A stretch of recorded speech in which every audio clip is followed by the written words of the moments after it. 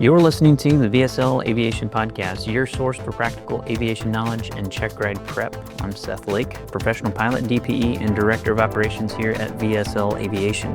Tonight we've got 3 topics lined up. First, we'll cover personal minimums and how to set them effectively, how to use them on a Checkride too. Then we'll dive into risk management and the practical tools you can use to strengthen your decision making.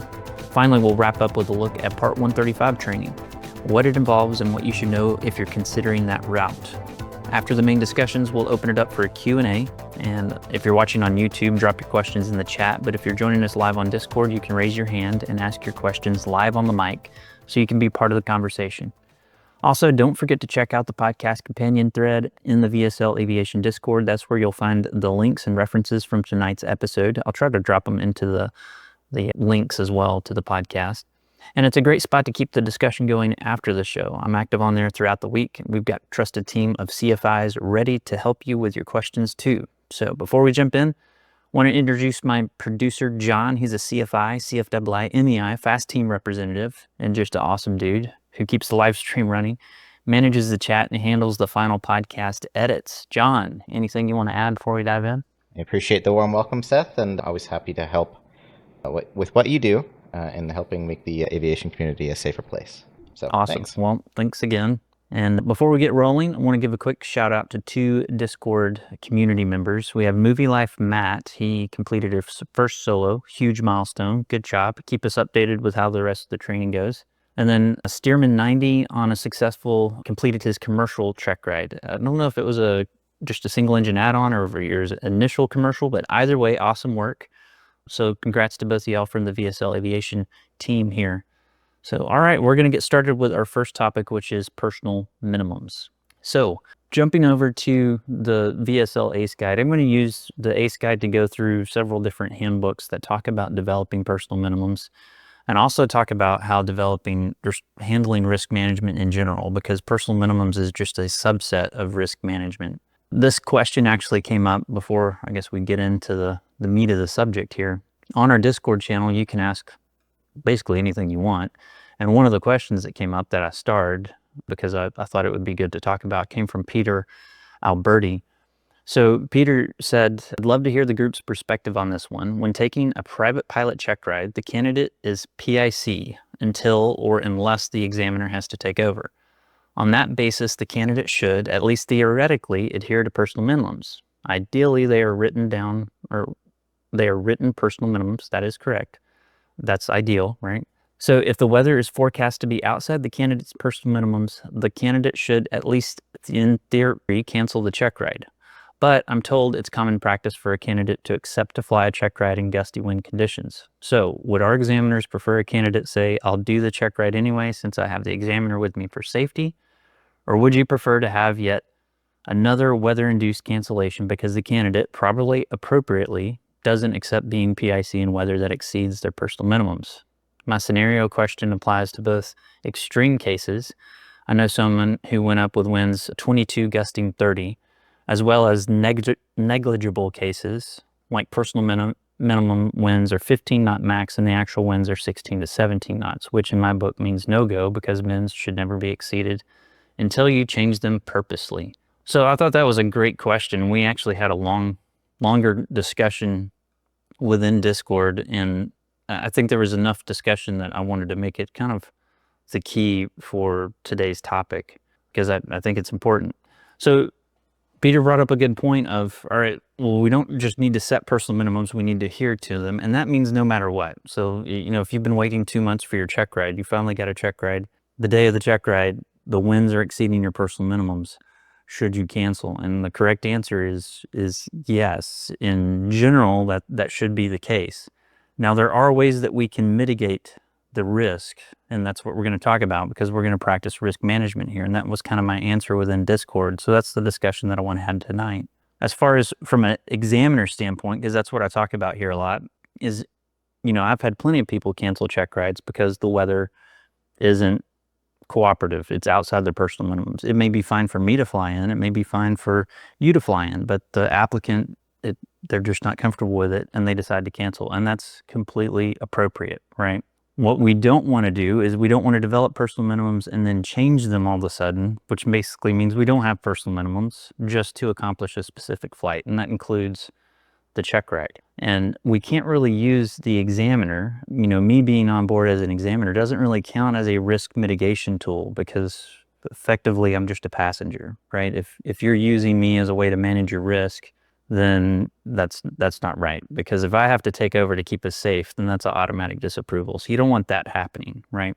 So first, let's talk about just how are you going to develop personal minimums. Let's say you're a student pilot, or maybe you're already a private pilot and you're like, I don't really have them developed yet, but I kind of been meaning to do that.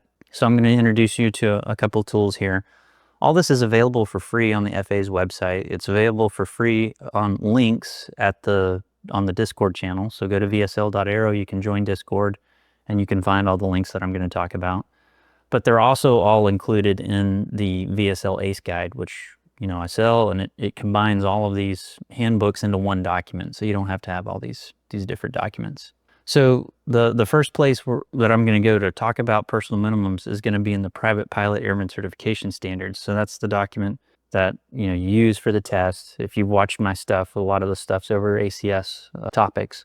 But in the pilot qualification, in the weather information section, it actually talks about personal minimums, developing, personal minimums for a risk management tool, right? And that's actually down in, so it's risk management R1B, personal weather minimums. That's one of the risk management topics there. So it's talked about on the private level, it's talked about at the commercial, at the instrument level, and of course there's a whole section on it in the CFI. So you're going to have personal minimums for each kind of level of certification that you're doing.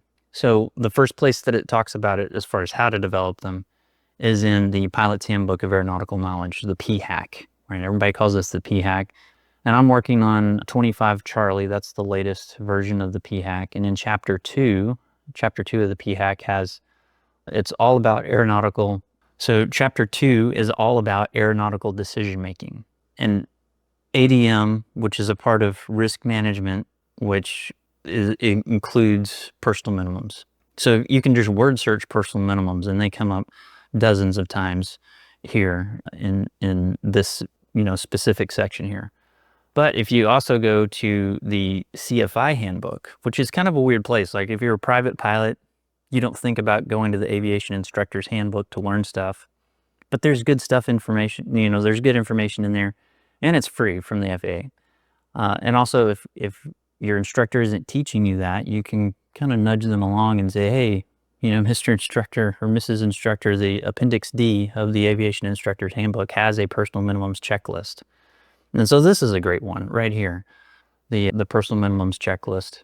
And this being in the instructor's handbook, this is really something that I would expect an instructor to go through with you to help you develop your personal minimums as a student. So this is not something that you need to do completely independently. You need to do it with another knowledgeable instructor who's flown with you and kind of understands your capabilities. And it's okay to sit down and do it by yourself and kind of give your best estimate at it. But then you need to go out and practice these and actually see if they're, too constrictive. Because if your personal minimums are too low, or no, that's not the right word. If your personal minimums are too conservative, there we go. If your personal minimums are too conservative, then you're going to find yourself either not flying at all, or you're just going to start ignoring your personal minimums. And that's something we call normalization of deviation. So you've normalized the fact that you just don't follow your personal minimums. So why do you even have them, right? So you need to make them where they just make sense. So things that you're going to cover in here: your pilot, your aircraft, environment, and external pressures. So the instructor's handbook goes through the PAVE formula. And that's pretty useful because if we go back to the risk management handbook, that's the third handbook that I was going to talk about. So we talked about the PHAC, and then we talked about the aviation instructor's handbook. The final handbook I'm going to talk about and probably spend the most time on is the FAA risk management handbook. And this is version 2 alpha, so it's the latest release. And chapter 2 is titled personal minimums.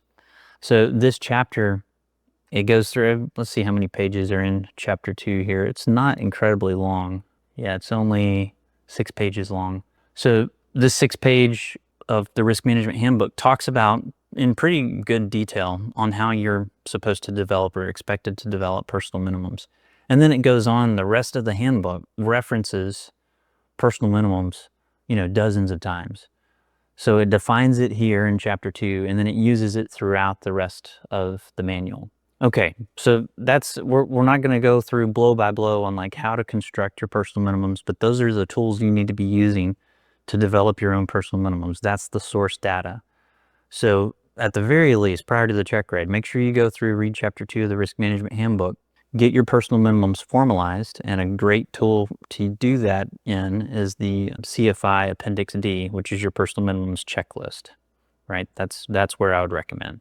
Now, also in here, there was a shorter checklist, I believe. Oh, the 6198E. So that is the currency requirements for a flight review and IPC. So Advisory Circular 6198E. It has a link to, it's called the FAA Safety Briefing. The FAA Safety Briefing, you may have seen it. It's a magazine that gets handed out. It's produced by the FAA. And so their March-April 2015 edition has a PDF that I'll pull up here. So let's do that. All right, so this is what the FAA Safety Briefing looks like.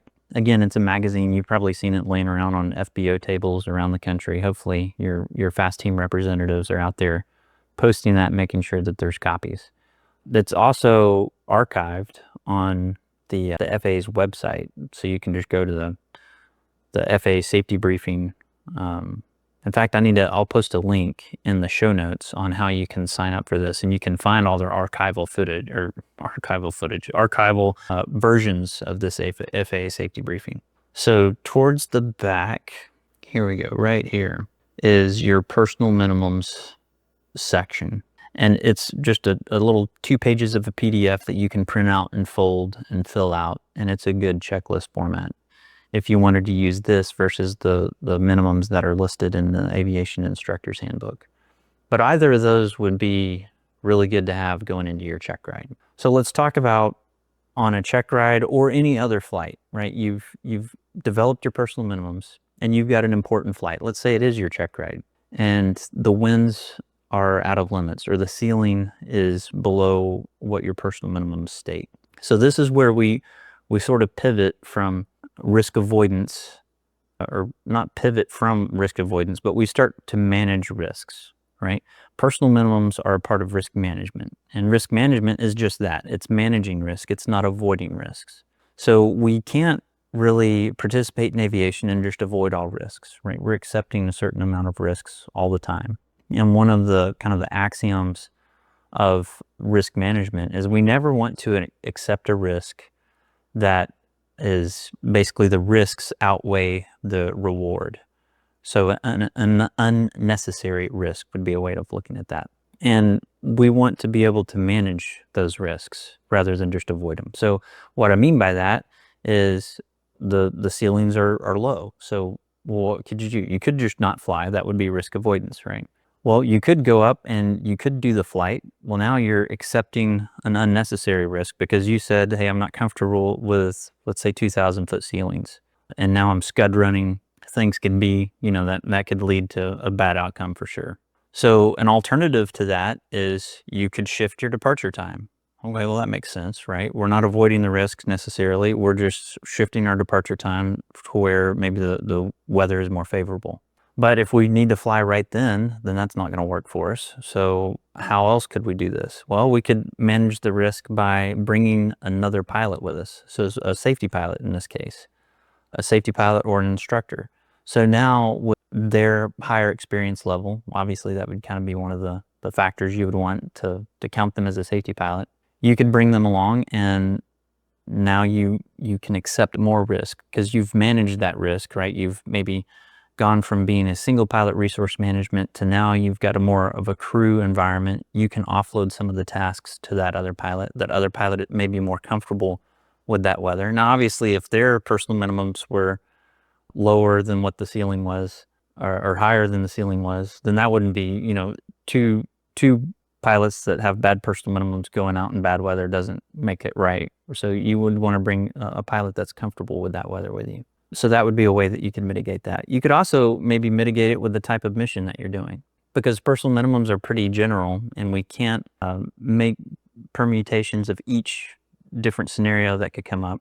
So if your minimum ceiling for personal minimums is 2,000 feet, but you're just planning to do pattern work, maybe you could basically do, okay, well, I'm not going to do my cross country anymore, but I can stay here at the airport. I can do the pattern work, and I'm within 1 mile of the airport the whole time. So sure, I can do pattern work with ceilings that are slightly less than my personal minimums. I just can't do a cross country.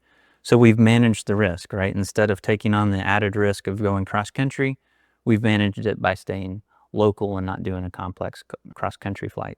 Now, maybe the way you've managed it is you've built up a lot of experience since you initially made those personal minimums, and now you've revisited them, you've talked with your instructor, and you've decided, hey, I think I can actually lower my personal minimums. I'm comfortable with weather that's maybe 1,000-foot ceilings now that I have my instrument rating and I'm current, and I've met all the legal requirements.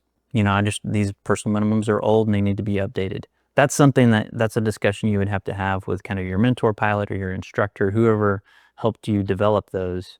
You wouldn't want to make that change though, just to be able to make the flight that day. So let's say that flight is your check ride and your examiner is sitting down in front of you and you're looking at the weather and you tell the examiner, hey, Mr. or Mrs. Examiner, the weather's not looking good today. I would like to have, basically a discussion with my instructor, really analyze this weather, but what I'm leaning towards is we're going to have to reschedule because I've got my personal minimums written down right here. We've already talked about them in the oral, like I said. I've analyzed this weather, and I don't think I can complete the check ride with today's weather conditions. So you go have a discussion with your instructor. Now, if that discussion with your instructor, you reevaluate and you decide, okay, well, it's right there at the limit of my crosswind limitations. I realize that the evaluator, the examiner, can't give me a mulligan for a bad landing, right? I still have to meet standards no matter what the weather is. And in most cases, I wouldn't be comfortable flying in these wind conditions, right? At this crosswind level, let's say, because that's a lot of the questions that come up are crosswinds, and that's what Peter was talking about in his post. A way that I think would be a good risk management way to handle that is to say, okay, here's my decision. I think the winds are going to stay right here at my personal minimum. Now, if they're way out, like you were saying, that egregious, if you have 10 knot crosswind limits and it's gusting to 30, yeah, you have no business going flying. But if you have a 10 knot crosswind limit and maybe the gusts are right at 10 or maybe they're at 12, but they're forecast to drop off, and it's not a direct cross, right? There's some wiggle room in there a little bit, and you have analyzed everything, and then you come back to me and say, okay, here's the plan. I'm going to go. If I can't land safely, there's this other field over here that has a differently, aligned runway, or the wind forecasts are better, and we can safely divert to that airport if the winds are too strong for me to land back here. Because that's a lot of ways a lot of times the check ride is set up where you start maybe in the morning, or the winds tend to get worse in the afternoon, and so you're worried about the winds going out of limits by the time you get back. So having that diversion option, that was a risk management decision that you made. Rather than a risk avoidance, you've managed that risk, and you've said, okay, if the winds are out of limits, I have a viable option to go over to this field. I have enough fuel, and I'll be able to land there. And if during the check ride we have to pull the trigger on that, I'll let you make that decision as an examiner. We'll start on our diversion, which is one of the required things of the ACS. And then I'm basically going to take the controls and say, okay, we're going to discontinue the check ride. I'm going to come back and land us at the airport, and we'll reschedule to whatever landings you didn't accomplish. Or we might be able to go to the divert field, get all the landings accomplished, and then discontinue there and come back. There's other ways that we can kind of creatively solve that problem within the confines of the check ride. But what you did is you showed me that you knew how to manage risk, and you just didn't blindly accept it. So that's the other option you could do, is just go up and blindly accept the risk. Now that is something that would earn you pretty quickly a disapproval, right? So if you go up and just say, well, The winds are out of limits, but I don't want to have to reschedule, so I'm going to go for it. And you've already written down your personal minimums, and you willingly violate your personal minimums, that would be a disapproval, right? If there was no risk management that happened there, I feel like I would have to issue a disapproval for that, because they're listed in the Airman Certification Standards very clearly. They're a key part of risk management. So you can't just blindly ignore your personal minimums, or why do we even have them, right? Why are they even written down in the ACS? Why would we even talk about them if they don't really mean anything, right? So you need to be able to make that decision of either how you're going to manage that risk or avoid the risk altogether if the risk, is unacceptable, at your level. So that's how I would approach risk management. So I've done both. I've had to issue disapprovals for people that have just blindly disregarded their personal minimums, and that fortunately hasn't happened very often. But what happens a lot more often is people are faced with weather conditions that exceed their personal minimums on Checkride day, and we have to discontinue on the ground. That's happened. I don't know how many times that's happened. That's actually pretty common. Now, that brings up a whole other discussion that's kind of outside the scope of what we're talking about today, and that's how, examiners choose to manage their schedule when it comes to check rides. I believe, and I would advocate for maybe some sort of, basically DPE kind of ethical standards of where I'm not going to max out my schedule for every single day for the next 3 months, because I know that this type of stuff happens. And so that can be very disheartening, and it can actually have huge impacts on your training. If you have to cancel with a check ride or cancel with your DPE, that starts a 60-day clock. So you have now 2 months or 60 days in most cases to finish that practical test. And if that DPE can't get you scheduled within 60 days, you have to restart the whole test, and as well as do a new application, as well as get new endorsements. And it's a big mess, right? Obviously, that's going to increase your costs significantly. It's going to delay your training timeline. And so really what DPE should be doing is they should leave enough, I would say around at least 10 to 15% gap in their schedule each month to allow for that cancellation that's, inevitably going to happen. And stuff happens, and sometimes they get backed up, but I try my best, and maybe once or twice in my whole DPE career have I let somebody expire. And in that case, I basically gave them a free, I didn't charge them for a new check ride. I just charged them. In fact, I didn't charge them at all. But anyway, that's, again, beyond the scope of what we're talking about here. That's a huge pressure, I realize, because check rides are hard to schedule, and you do a lot of prep work for them, and you hate to cancel and then say, well, it'll come back in, 4 months. That's just, man, that could literally just make somebody just quit their training altogether. So I have a lot of empathy for that. All right, let's talk about a little bit of risk management in general. We're going to go back to the ACE guide. So on risk management, the aeronautical decision making of the PHAC, actually, I think if you're going to study risk management, and you should be reading about this and studying how you're going to implement it as a pilot. I think the PHAC Chapter 2 is the best place to start. So it gives you these different risk management models. And again, personal minimums are just a part of this risk management in ADM. So it talks about the risk, the CRM, and it talks about, which is crew resource management, and then it talks about SRM, which is single pilot resource management. It goes through the 5 hazardous attitudes. It has this risk assessment matrix in here. And then it talks about the different tools. So the first one is the PAVE checklist. Hopefully everybody's heard of this. That's the pilot. So each of the letters in the PAVE acronym stand for a different topic. So P stands for pilot. That's pilot in command. A stands for the aircraft. V stands for environment, because there's already E, and that's the external pressures. So the V is the ENV, environment. So that's the PAVE checklist, right? Next, the next checklist we have the SRM, single pilot resource management, the 5 Ps. And this is the one that I like to think about, the 5 Ps, because I think that covers more. It was maybe a little more specific than the PAVE model is. But that's the plan, the plane, the pilot, the passengers, and the programming. So for some reason, I really like the 5 Ps. There's also a tool that's out there. It's called the FITS. It's the Flight Industry Training Standards. And I've talked about the FITS syllabus stuff before. There's actually links on the Discord. If you go to the VSL Discord channel at the very top, there's a resource library. And in that resource library, I have every single FITS syllabus linked. So you can click on those and go to the FITS syllabus. So the FITS syllabus uses the 5P model for it to train to its risk management. So I think that's a really useful tool there. And you don't have to use just one of these. You can use multiple, or you can kind of stack there.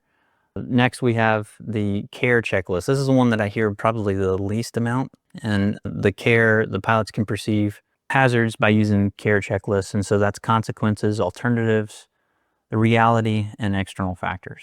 So you can read about all these tools, and there's a couple of other tools in chapter 2 of the PHAC when you're talking about risk management. Next is the risk management handbook, and let's see how many pages this is. It's kind of long. It doesn't really matter. It is a full entire handbook on managing risks and assessing risks. And basically the goal of all of this is to identify risks. So there's something in the professional aviation we call threat and error management. And so risks can be boiled down to maybe 2 different areas.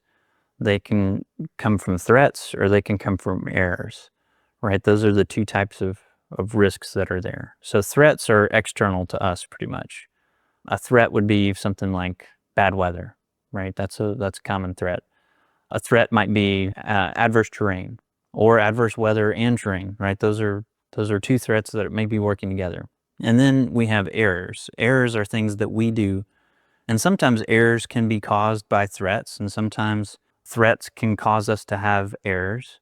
So they can work together, but errors are things that are internal to us. So you have external threats and you have internal errors. And the thing to remember as a pilot is at every flight, you're going to make errors and there are going to be threats. So there's risks and there's things that you're going to mess up on every flight. And your job as a pilot, the whole job of risk management, is to trap all of those errors and to plan for all of those threats. And don't let any one of those errors or threats lead to an undesired outcome. And an undesired outcome is a fancy way of saying basically you're bending metal, crashing the plane, or hurting yourself, or worse. That's what we don't want to have happen. And so threat and error management is kind of what we use in professional aviation at the military level and the Part 121, Part 135 world. It's all about threat and error management. And so you can't manage risks or threats that you don't know about. So that's why we plan. We do a lot of mission planning to make sure we identify all those threats that exist out there, all that adverse weather, the terrain, the obstacles. We do a pre-flight on the plane to see if we have any inoperative equipment, because inoperative equipment, that can be a threat to our mission, right? And then identifying, hey, we got a piece of inoperative equipment, properly deactivating that equipment or repairing it or deferring it as appropriate. And then changing our operational procedures of how we're going to operate with that equipment, in op at that point. We've managed that, right? And then errors, the most common error management thing that we do is checklists. We realize that we aren't good at memorizing stuff or doing stuff exactly right. So we have a checklist and or a flow that we're going to use to make sure that we cover everything that we should cover, right? At the airlines, I use a flow. And it's not uncommon for me to do the flow, and then maybe I get distracted while I'm doing my flow. And that's why we back up every flow with a checklist. So I get distracted when I do the flow. The captain calls for the checklist. We get to a point in the checklist, and we're both visually verifying that was done. And hey, we get to that step. Oh, no, that switch isn't in the right position. Let me fix that. So we just trapped an error, right? So that, hey, after takeoff, or before landing in a complex airplane, I need to configure the airplane for landing. So you might do a basic flow. You may not call it that, but you do your gumps check, whatever you want to call that. And you put the landing gear down, set the flaps, and then you do your before landing checklist. And that's when you realize, oh, I forgot to put the landing gear down, or I forgot to set the flaps or the landing lights on, whatever that is. That's just a way of trapping error. You're doing threat and error management on every flight. So that's one of my favorite things to talk about when it comes to risk management, because that's really what we're doing. We're identifying threats and we're containing errors and kind of keeping those from making things worse on our flight. All right, so that's a little bit about risk management, threat and error management. There's plenty of resources out there that I wanted to point out for you to use, both in developing those and preparing for your check ride. So now let's move on to our last topic. I can already see some questions here. So we're going to get through this next one pretty quickly because it's one of the things, so I'll show you here in a second. Let me change my stream. So I've done these types of questions and answers before where I kind of peruse around online, and I was on Reddit. This is actually just today, and I thought I'd throw this in here because it's come up a couple of other times. So this Reddit post, I believe this is showing. Let me make sure. Yeah. So this Reddit post, it asks, what should I study in preparation for a Part 135 cargo interview? And that got me thinking about, I think there's a lot of CFIs out there that are getting close to being able to go to a 135, a Part 135 operator. And I've talked about Part 135 before. It always seems to be popular. And I don't think there's a lot of corporate knowledge within the CFI community about, well, what exactly are we supposed to, what's the training requirements for Part 135? So I just thought I'd pull this up. I was actually a Part 135 check airman for a little bit. So I've done these tests before. All right, the first thing that I pulled up is a 8410-3. This is the airplane pilot competency proficiency check for Part 135.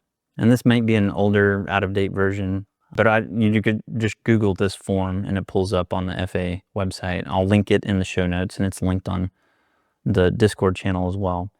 And this is a good place to go for an overview of like, well, when I do a Part 135 check ride, what am I going to have to cover? And this lists everything right here.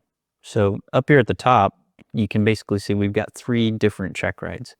We've got a 135-293, a 135-297, and a 135-299.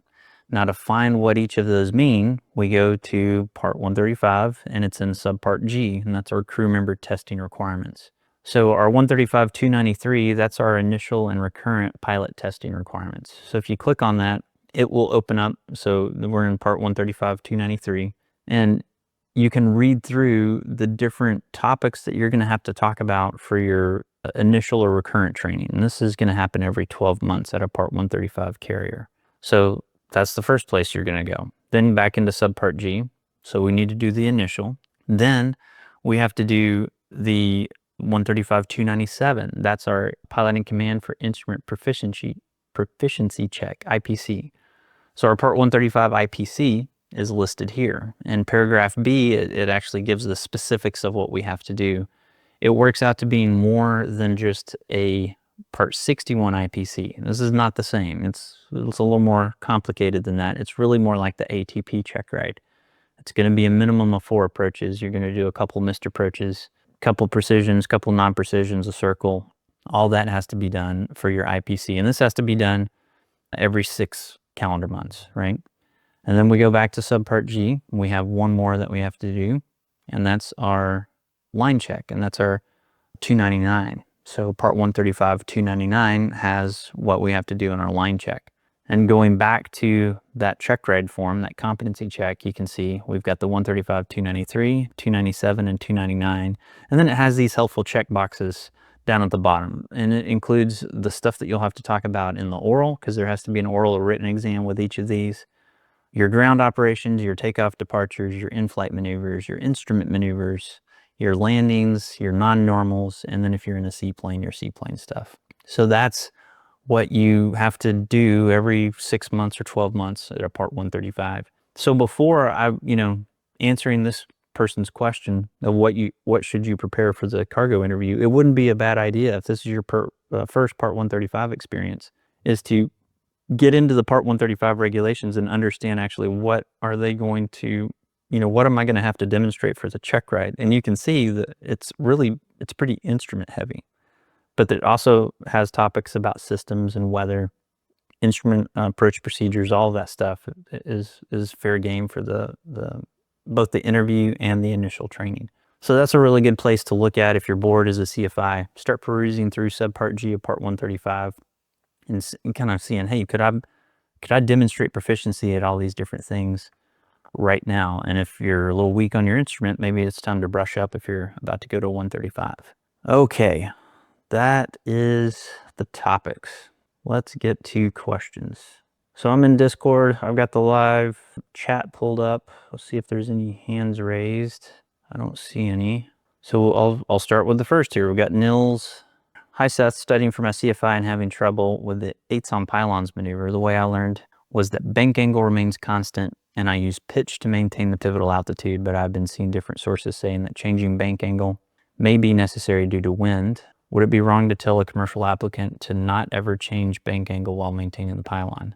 Yeah, you're probably gonna, especially in higher winds, if you have a significant wind, you're gonna have to increase your bank angle. The key is not to confuse the pylon turn with the turn around a point, right? You're not trying to maintain a constant distance, but that pivotal altitude as well. So yeah, you're gonna have a slightly different bank angle. And then also, depending on the distance, your bank angle is gonna change, right? If you turn into that pylon and you're a mile away from it versus 2 miles away from it, your bank angle is gonna be different. So making sure that you've got that standard distance that you're going to pick for the pylon is going to keep your bank angle close, but there is no requirement on the ACS to keep a fixed bank angle throughout the maneuver. It's going to change. The best way to practice those is just to do a pylon turn without the 8 part. Just do circles to the left, pylon turn to the left until they've mastered it, and then a pylon turn to the right until they and then put them together. I think that's the best way to do it. Tyler Aviator 99. Now I have a question. Can you divert to the alternate, and if you can complete the landings and the rest of the check ride with using the other airport, can you complete the check ride there and the DPE fly the plane back? I just don't know if a DPE can have you shut down the engine and all that at the alternate. I don't see why it wouldn't be, because in a real world scenario, I know you cannot stop a check ride and start it again after doing something. So like I know you couldn't complete the landing and maneuvers, pause the check ride, DPE flies back, and then check ride resumes once you exit the runway. Yeah, I mean, you can discontinue a check ride. Discontinue is just pausing the check ride officially. Generally, what I've had is, hey, usually it's like unexpected weather. So let's say the weather is kind of right there on the edge. The applicant discusses this with me and they say, hey, the weather's on the edge, but I think we might be able to finish it. If the weather does deteriorate, here's my alternate plan. I know I can make it safely there. And they pull the trigger and we take off. Okay, so they showed me, hey, they managed the risks. So we take off and we start this flight. And then sure enough, the weather does deteriorate. So there was a good chance that we could make it back, but we can't make it back now for either winds or ceilings or unforecasted thunderstorm, whatever. And so I let that applicant do that decision and start the diversion. And then I say, okay, I'm gonna discontinue the check ride now. I'm gonna take us back. Maybe I'll file a pop-up IFR. I'm now taking the airplane where the check ride stopped, we're discontinued, and we're going to go back and land. And if the thunderstorm blows through, or if the winds get better, or whatever happens gets better, then yeah, we absolutely can just start back up the check ride, because we just discontinued it. We just paused it, right? So we can pause the check ride for whatever reason, health, weather, maintenance, and then pick it back up where we left off. We can do that all the time. So hopefully that answers your question. Yeah, you could finish the check ride at a different airport, close out everything, print off the certificate even, and then we have a discussion. Hey, we're just 2 pilots that we need to get back to our airport we departed from. Maybe we're going to have to leave the plane here overnight. I don't know. I've never had that happen before, but that'd be interesting. So, but yeah, you could pause it, absolutely. Okay, Jedson, another Discord user. Howdy. Training in the Phoenix area. There's tons of students working on their instrument rating around here. The uncontrolled fields with instrument approaches are swarmed with people shooting them, and it leads to people communicating on CTAF and IFR language. Yeah, I've definitely experienced that. Like Coolidge traffic, Oxford 3389 at Duray in the hold inbound RNAV 23 Coolidge. It's useful if you're IFR, but for the VFR guys and student solos, it means virtually nothing. With a large majority of traffic IFR training usually on the same approach, do you think it's better to do this, give a position in plain English, 8-mile final, or some combination thereof?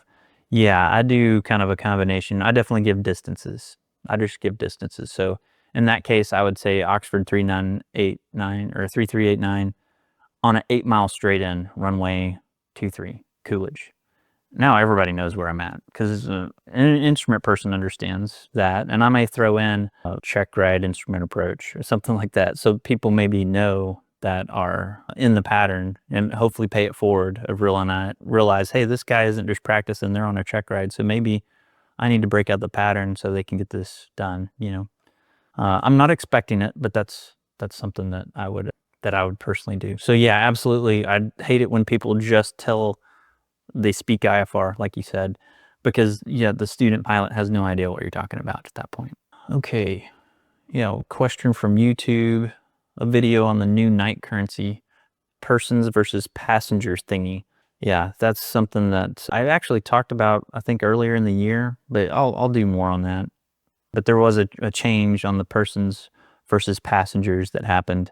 There's some rulemaking that happened on whether or not you can be non-current with a student, and it's a little confusing now, to be honest. So that's a good topic for next time. Ryan2313, hey Seth, hope all is well.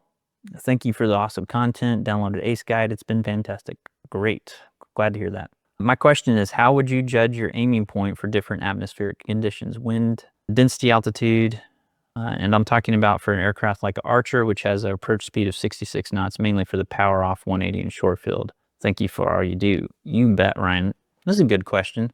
So let's say you're doing a power off 180 and you're in really windy conditions, and maybe you're at a higher density altitude, especially if you have an undershooting wind. So the wind is blowing you away from the runway as you make your turn.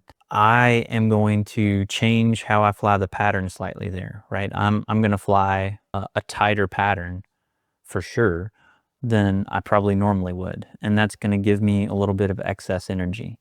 I may also delay descending on my base turn a little bit longer if I think that I'm already short on energy. Of course, you're talking about a power off 180, so you're going to descend when you descend.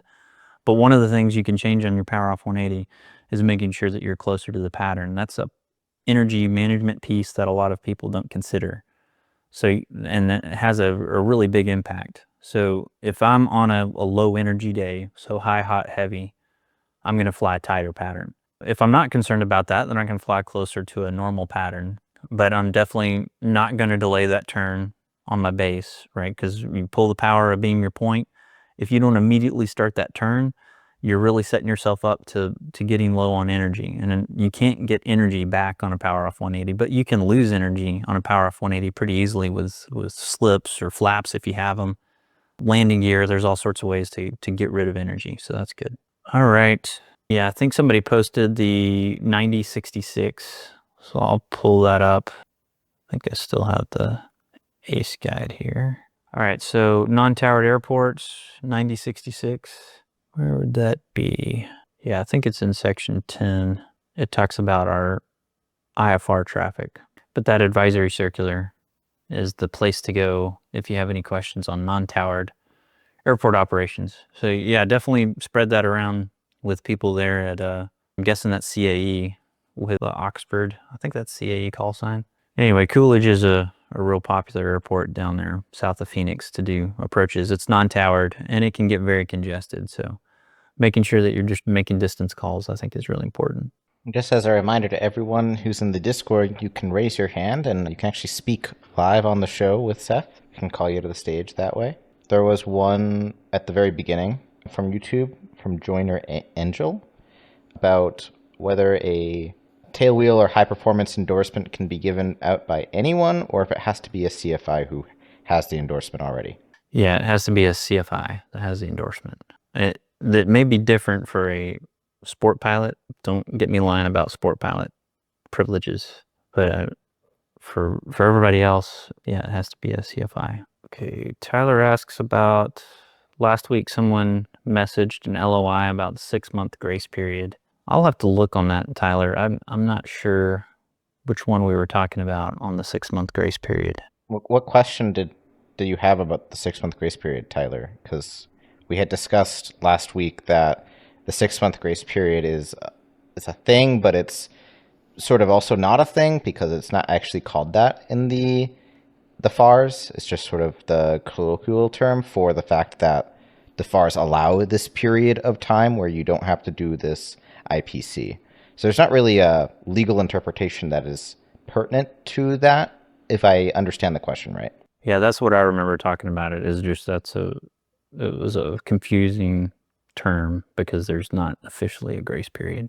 All right, Jared Banning posted a picture, what looks like a fuel leak that was attempted to be fixed by duct tape. And he raised his hand. So Jared, you can speak now. There we go. Yeah, you're on here now, Jared.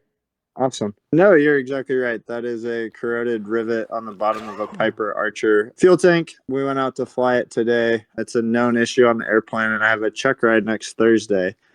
Kind of using what you talked about through the last couple weeks over the known maintenance corrections for airplanes. Talking to the mechanics, they said that the leak is below 1 cc per minute, which is within tolerance for the Piper Archer. And then they put that speed tape over the top of it. Going to an exam as a DP, would you be willing to fly that airplane if I came to you with that type of answer to the question? Well, I mean, if I would like to see the maintenance manual reference. So I'm a big trust but verify guy. So, this is similar to an incident that happened where I had somebody show up with a damaged windshield in a Cessna, and they had fixed it with safety wire, drilling a hole to stop the crack and all that. And I was actually familiar with this maintenance procedure, but I asked the student, like, well, how long has it been like this? And they said, as long as they've been flying the plane, the windscreen and had this hole in it. So I did some education with them in the CFI, showing them, hey, I've got my maintenance manual right here. Yeah, this is an approved fix. But then at the end of that paragraph, it says that this is a temporary solution, so the plane could be flown somewhere and have the windshield replaced. So there's always a caveat here. There may be an allowable fuel leak limit. My question would be, well, how did they determine that? Show me the data of how they were able to determine that that's 1 cc a minute, because really you could only measure that if it was in flight. And I don't know how you would measure that, because if they're measuring it on the ground, well, there's no aerodynamic pressure on the wing. There's no siphoning force. There's going to be a significant siphoning force in flight that could increase a fuel leak, right? We don't know how that fuel is behaving in flight versus on the ground. So you can't just look at it on the ground and say, well, it dripped into this container less than 1 cc a minute, so it must be good to go. Well, yeah, on the ground, we don't know how it's going to behave in flight, So that's what I would want to do, is I would want to clear up the blue streaking and see how fast how fast the actual leak is. But these leaks can tend to get worse pretty rapidly. So if I see big visible blue stains down the plane and there's no corrective action, and they're like, oh yeah, it's got a fuel leak there, then I'm not going to go fly that airplane. So, Seth, the second picture, the first one with the streaks, is what I walked out to it this morning on. And then we did that. We talked to the mechanic. We cleaned it before. And then the second picture is, you can kind of still see, the outline of the blue streaks. On the second one is the post-flight recon of it, I guess would be the way to put it. Yeah, I know it's a rental airplane, of course, so we don't have a way to. I can't force a fix, and check rides on Thursday. Probably the only airplane within the 100 hours for the window. So I appreciate that insight. Appreciate it. Just do more. If you can find a valid reason, and like I said, if your maintenance could, and it doesn't have to be a dissertation on why this is okay, but if the maintenance can prove to me using documentation and not just saying, oh, trust me, bro, this is fine, then I might consider taking it, but yeah, if you just showed up and you just told me what you just said, I'd be like, okay, well, that's great that you're saying that, but to me, this doesn't look airworthy. I've grounded my planes for a fuel leak like this before and just fixed it, because it just needs to be fixed. Nope. Understand. Appreciate it. Thank you for taking that. Yeah. Is your pre-flight assessment PAVE different when you fly personally and professionally for hire? If so, what's the difference? Pre-flight, yeah, everything's different. When you're flying. So when you're flying personally, I'm using single pilot resource management, which includes the SRM on the pre-flight, right? I'm the only one planning. I'm the only one looking at the weather. I'm the only one going out and doing the pre-flight inspection on the plane. versus when I'm flying in the military or with Southwest. In the military, I've got a whole career field of maintainers that are maintaining the aircraft, and they do a pre-flight. The loadmaster does a pre-flight. I do a walk around, basically. I'm kind of the last person that just kicks the tires and yep, looks like it's all there. Make sure no latches are open. In the 121 world, it's completely different too. There's a whole, career field that keeps the planes maintained. If I notice a panel isn't secured on a pre-flight at Southwest, I can't secure the panel. I have to, even if I think I know I can do that, I can't do that. I've got to go report it to maintenance. I'll usually take a picture of it, take it up, tell the captain, or if I see somebody, maintenance on the ground, I can call maintenance on the radio, somehow let them know and hey, this panel needs to be secured, and they go secure the panel. So that aspect is completely different. You also have dispatchers in the 121 world that are, everything has to be run through dispatch as far as fuel planning and weather planning, your route planning, all that has to go through them. So yeah, it is different. And I accept probably more risk in a crewed aircraft and a transport category aircraft than I would in a light aircraft. In fact, the FAA uses one of the examples of how your personal minimums might change whether or not you're in a single engine or multi-engine, and they do for me. But funny enough, it's opposite of what they say. They say your personal minimums in a twin engine aircraft might be lower or might be higher personal minimums than in a single engine, and mine are actually lower. So I'll fly a twin engine aircraft into worse weather than I would a single engine, mainly because I have that other engine. I'm really worried about losing an engine, a single engine, turning into a glider in IMC conditions. Because now, I can glide just fine in IMC conditions, but I can't do a forced landing in 0-0 or even 500-foot overcast would be that would be pretty challenging, right? So in a multi-engine aircraft, if I lose an engine, I'll fly single engine to an airport that has better weather and land. So anyway, they do change for sure. CASM 10. Can time building be done in an experimental plane like a Kit Fox versus a conventional 150 or 172? Absolutely. Yes, you can time build in an experimental. Okay, we got a question on YouTube. What in ADM is often overlooked, often missed? Aeronautical decision making. I don't know that there's one thing in ADM. Overall, maybe just ADM itself is maybe forgotten about a little bit. And what I mean by that, and I've harped on instructors here before, is you need to let your students make mistakes and make decisions. Because on Checkride day, I'm not going to make any decisions for them. And so on Checkride day, if they just go with the flow, and what it shows me is they've just been showing up for the lessons, and you've been making the decisions and kind of hand feeding them along. And they can fly the airplane just fine, but they basically don't know how to make good decisions. So as an instructor, you need to let your students go out and make those decisions and learn from maybe some poor decisions. So as an instructor, let your student make some poor decisions. As long as it doesn't get you in a dangerous situation, they're going to learn a lot from that. So that's a huge piece of ADM. Not having formalized personal minimums, that's something that used to be a big problem, is nobody would come in with kind of written personal minimums. Now I put out enough content and talk about it enough. Most people that do a check ride with me will at least have something written down for personal minimums because I stress it so much. So that used to be a weak point, but it's no longer, for me anyway, that's not something that gets overlooked. And then I guess on check ride purposes, the ADM really comes into play in these scenario-based questions that I give. And so I don't think enough scenario-based questioning is happening with a lot of instructors. They're just asking, hey, what's the answer here? Trying to think of an example off the top of my head, but they'll just shotgun these questions, and it just turns into rote memory of what the student can remember, instead of painting this scenario basically for the pilot to think about. And then there is no right answer. There's different ways to solve bring the flight to a safe conclusion, but there's no one answer to do that. So use more scenario-based questioning.